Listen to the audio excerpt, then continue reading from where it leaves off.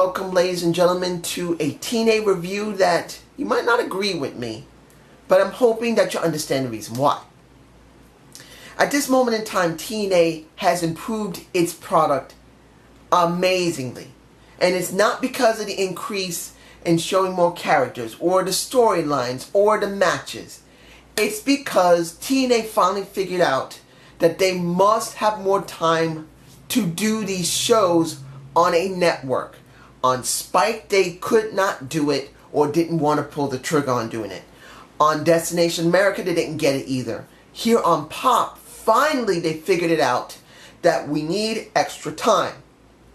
Now, I believe this is the third time they've done this, where they added an extra 30 to 20 minutes to the time period of the show. In this case, it's 30 minutes. So we got 2 hours and 30 minutes of the show. I truly, truly hope they keep this up. Now they have an opportunity to truly give us a product that we've been wanting for such a long time. Because of the 2-hour constraints, because they just don't write that well, the show just always felt like 10 pounds of crap into a 1.5 pound bag. It was just so clusterfuck. It was always so sloppy and confusing.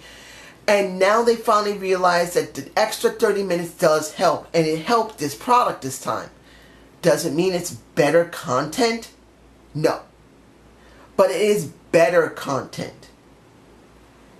In the respect that we now have a better sense of characters, better sense of where they want to go. Kind of.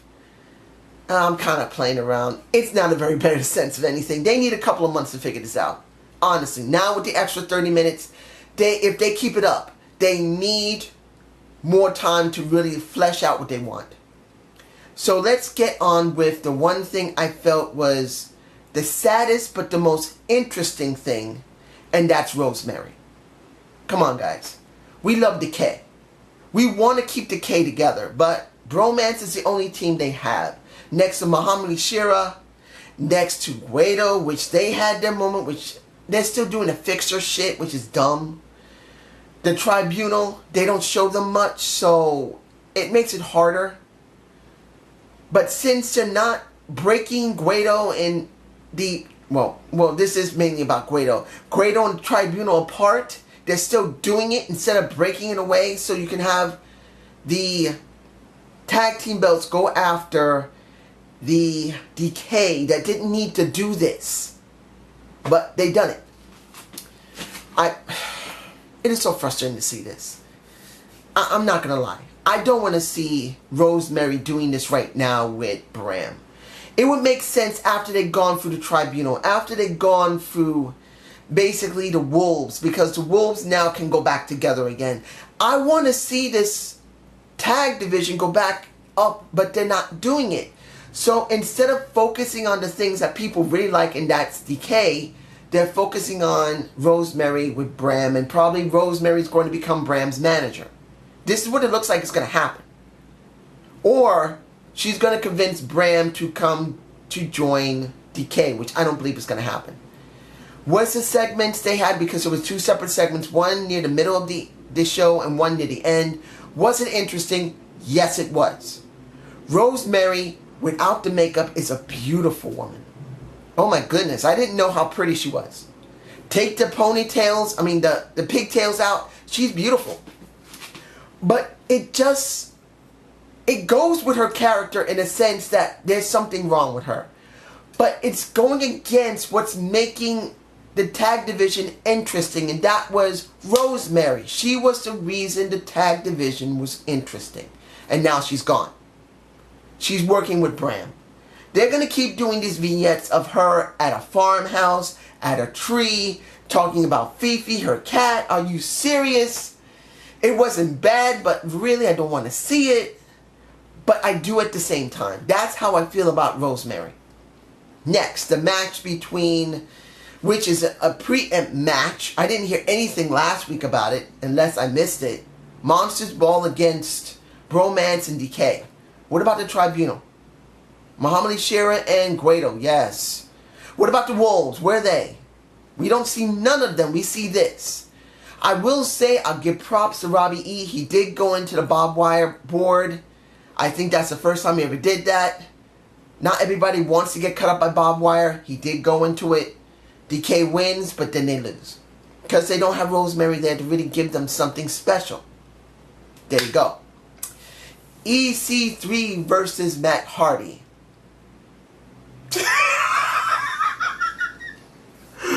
I'm sorry, ladies and gentlemen, I had to laugh like that. Right now, I'm tired. I've been trying to sleep properly for the last day or so. My sleep habits have been off because the weather has been bad for me. It is smoldering in my apartment even after the temperature's gone down because the bricks are now releasing their heat. You think that's not possible? It is. But the beginning of the show where Jeff Hardy's still being like belittled wasn't bad. EC3 coming in is gold. I know Fool Killer 99 does not like the situation between Jeff and Matt, and it continues. I don't blame him, but the writing is not as bad as you think. And Matt, as I keep saying, is not a bad talent when it comes to acting or wrestling. Particularly he was going at EC3, and EC3 said, "Oh, Matt Hardy, you knew I'd come." I know it's stupid. I know it wasn't 100% funny, but I was laughing my freaking ass off. I couldn't help it. I could not help to laugh. I could not help to just chuckle my ass off because it was funny. Was the match good? It was okay. That's what we get always from Matt and EC3. A decent to good match, easily. And EC3 wins, no problem there. The Moose segment and subsequent interference at the end of the show. I'm glad Moose had his own match. I know I'm not going to really talk about it much because it was a jobber. Moose was supposed to destroy him. He did within a few minutes. Seeing that this guy is not on the roster, a Falcon, a good football player who is well known, is in TNA, will give us a little bit more than we normally would. And I'm glad to see that. When it came to the subsequent match at the end, his interference wasn't bad, but it wasn't great either. Because, to be honest, I would have liked to see the Miracle beat Drew clean. Because doing it like this, it just makes him weaker. And going to the match itself between Drew and Mike Bennett, it was a good match. You saw a little bit more offense from Drew. That face plant of Drew to Mike Bennett. Basically, he just put him on his back, swung him down like he was doing the Alabama Slam in reverse. I did like that. That was nice. It was very good. And to be honest, the ending, even though I didn't want to see it like that because I really wanted Mike to actually beat Drew, is understandable. Because they're not going to end the fight between Drew and EC3, which I find is dumb. I would have liked to see them at the end of Bound for Glory, but I can see what they're doing. Now, the thing that upsets me the most. Madison Rayne versus Gail Kim. I think I didn't want to really do this, but I'm just going to get this over with right now. Ali, I still love. Maria, I still don't really care that much about, but she does do a good job of what she's doing. I still don't like Maria in the role she's in, but I understand the reason she has that role, and it is kind of like what the fans really want, but it's not what I want. I don't want a woman dominating the knockouts like that, but it's understandable because of what's going on with Gail Kim. And guess what? I feel sorry for Madison Rayne. Madison has gotten whatever the fuck she wanted for years. But when it comes to this situation for the knockouts, because they're kissing Gail Kim's ass, and look, I don't hate Gail. Gail worked very hard to get what she's gotten from WWE and TNA. She has. But because they're giving her so much, it's destroying what I love, and that is the knockouts division. Nothing for Jade, nothing for Marty Bell. Where is their feud? I don't see no Jade. Jade, the beautiful woman that has a nice body, nice boobies. Marty Bell, a cute face, small boobies, but still sweet and everything. When in real life, both of them are really nice. But in the end, I don't see neither one of them. And it's so freaking annoying. And we didn't even care that much because look what happened. Eat Defeat was real easy and Madison Rayne just gets her ass kicked. What was the point? They might as well just give her the title now. That's it. DJZ. Wait a minute, am I forgetting anything? Yes, I'm not doing DJZ versus Lashley, which I think they made a mistake on. Breed. Eli Drake. My boy Eli Drake knows how to make something interesting. Dummy, yeah, yeah, yeah. I say dummy, you say dummy. I know I say dummy. I'm so fried in here. But essentially speaking, I love Eli Drake. And then when you deal with a James Storm who basically said, oh, you know what? You know, you can go off. If you really don't want to do nothing, go off with your daddy making some mashed potatoes because I was mashing some potatoes with your mama. I enjoyed that segment as much as I saw EC3 and Matt Hardy that made my ass laugh. This one made my ass laugh. But this is an interesting situation. Title versus habit. That's what I'm calling it. I think this was the most important thing in the show other than what they were trying to do with Rosemary. Because right now they're trying to say, well, let's put the most important thing to James Storm. His drinking. His love of beer. Versus the King of the Mountain title. I'm actually interested in seeing how far they're going to go with this.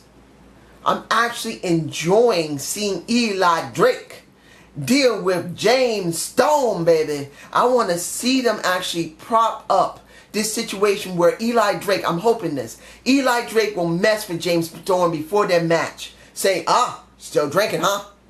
I got the nectar of the gods, all this water. I'm drunk already on water. Try it, you like it. Knocks it out of his hand and says, I got the real nectar of the gods, you damn bitch. Acting drunk. Propping up the James Storm, his drinking. And then when he loses, having to struggle, not being able to use the Boozer Cruiser, not be able to use his music, not to be able to drink or go after the title, but the title isn't the situation, it's drinking. I want to see what they do with this because this could be a very interesting dynamic. Not saying that James Storm is a drunk and he has a bad habit, but depicting someone who's a wrestler having to be forced not to drink anymore and what he's going to be doing because of it. How angry he gets, how he copes with it, what he has to do to stop.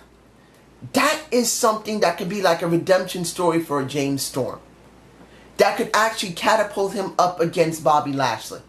And that's what I want to see. Honestly, that's what I want to see. And then finally, what should have happened at the end of the night, not Drew versus Mike Bennett at the end of the night. It should have been Zema Ion, DJZ versus Bobby Lashley. I enjoyed seeing that it is an X Division guy having to deal with Bobby Lashley right now. It's not some other guy trying to get the world title. It's the X Division. And I liked how DJZ talked. Was it a great ladder match? There have been better. Was it seemingly easy for him to win the Bobby Lashley? No, it was harder for him. But if they did this more than the world title, I would be up for this because they barely shown the world title. Not the world title, I'm sorry. They barely shown the X Division. Let him deal with the X Division for a while. Let Bobby Lashley fight X Division guys. Let him go up against Eddie Edwards again. Let him go up against Davey Richards. Let him go up against fucking Gregory Helms. The Hurricane's coming through. Let him go up against him. People you would normally not see in the main event. With the champ. Why not? Something different. That's what I want to see. So I hope you enjoyed the Zane View. Please give me a comment below. I'm sorry this is late. I've been fried. I'm sorry. This is actually being done at 1 something in the morning because I can't sleep. The weather is so bad in here and muggy. I can't sleep. So I might as well do my video and instead of just tossing and turning in my bed, do something productive, and then hopefully I'll just get laid out when I finish editing it. Have a good day and have a good night. Peace!